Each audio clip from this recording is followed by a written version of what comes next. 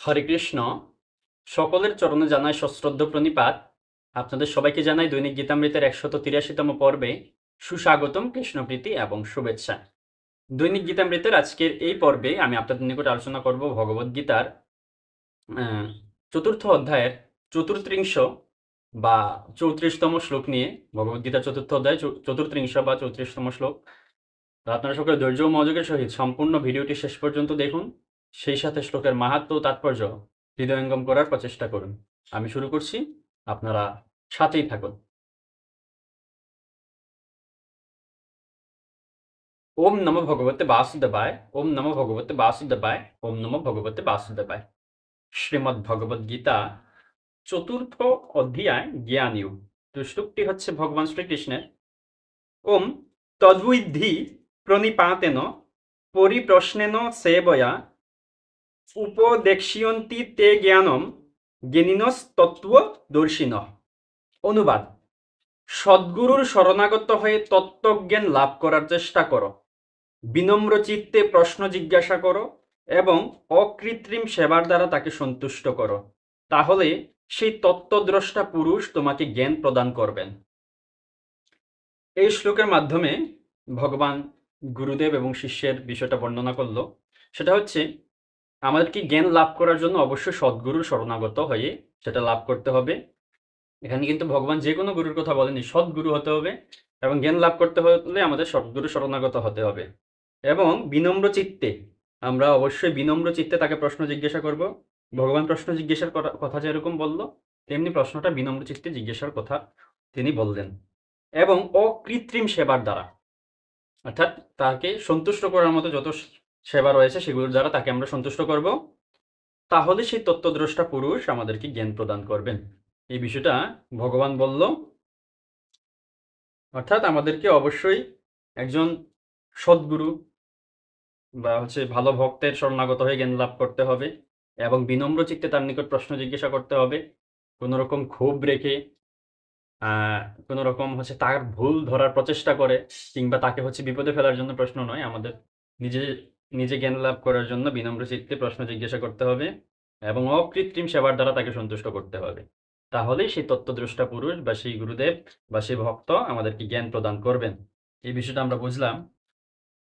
তো এই শ্লোক সম্বন্ধে শ্রীল প্রভুপাদ কি মন্তব্য করছেন সেই বিষয়টা আমরা তাৎপর্য থেকে দেখিনি। তাৎপর্য: পারমার্থিক উপলব্ধির পথ নিঃসন্দেহে দুর্গম, তাই ভগবান আমাদের উপদেশ দিয়েছেন স্বয়ং তার থেকে আগত গুরু পরম্পরার ধারায় একজন সদ্গুরুর শরণাগত হতে। এই গুরু পরম্পরার ধারা অনুসরণ না করে কেউই সদ্গুরু হতে পারেন না। ভগবান হচ্ছেন আদি গুরু এবং গুরু শিষ্য পরম্পরার ধারায় আগত সদ্গুরুই ভগবানের বাণী তার শিষ্যকে যথাযথ রূপে দান করতে পারেন। নিজের মন গড়া একটি পদ্ধতির উদ্ভাবন করে কখনোই ভগবানকে উপলব্ধি করা যায় না, যা মূঢ় প্রতারকদের অশাস্ত্রীয় পদ্ধতি। শ্রীমদ্ ভাগবতে ষষ্ঠ স্কন্দের তৃতীয় অধ্যায়ের 19 বা 19তম শ্লোকে বলা হয়েছে, ধর্মম তু সাক্ষাৎ ভগবৎ প্রণীতম, ধর্মের পথ স্বয়ং ভগবানই প্রত্যক্ষভাবে প্রণয়ন করেছেন।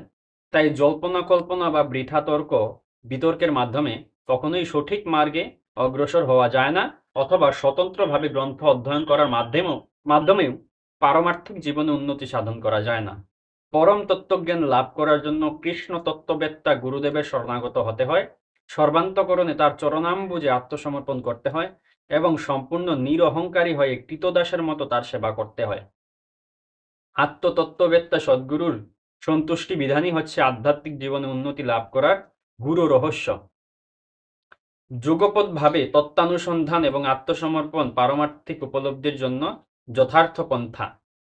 আত্মসমর্পণ ও সেবা না করে কেবল প্রশ্ন করে কখনোই এই তত্ত্বজ্ঞান লাভ করা যায় না।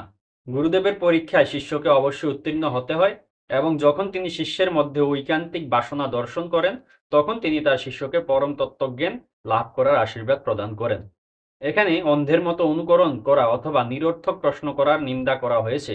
শিষ্য যে কেবল শ্রদ্ধা সহকার গুরুদেবের উপদেশ শ্রবণই করবে তা নয়, তাকে আত্মসমর্পণ, গুরুদেবের ঐকান্তিক সেবা এবং তত্ত্ব জিজ্ঞাসার মাধ্যমে এই জ্ঞানের যথার্থ মর্ম উপলব্ধি করতে হবে।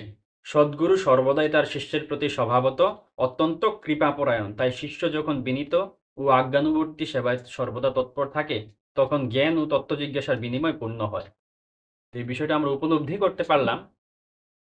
তো আজ এই পর্যন্তই। এতক্ষণ ধৈর্য ধরে ও মনোযোগ সহকারে আমাদের সাথে থাকার জন্য এবং গীতামৃত শ্রবণের জন্য আপনাদের সবাইকে জানাই অসংখ্য ধন্যবাদ এবং বিশেষ কৃতজ্ঞতা।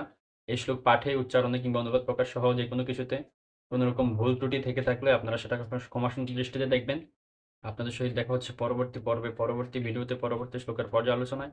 ততক্ষণ সকলে ভালো থাকুন, সুস্থ থাকুন, ভজন কুশলে থাকুন, গীতামৃত শ্রবণে রত থাকুন, আমাদের সাথেই থাকুন। হরে কৃষ্ণ।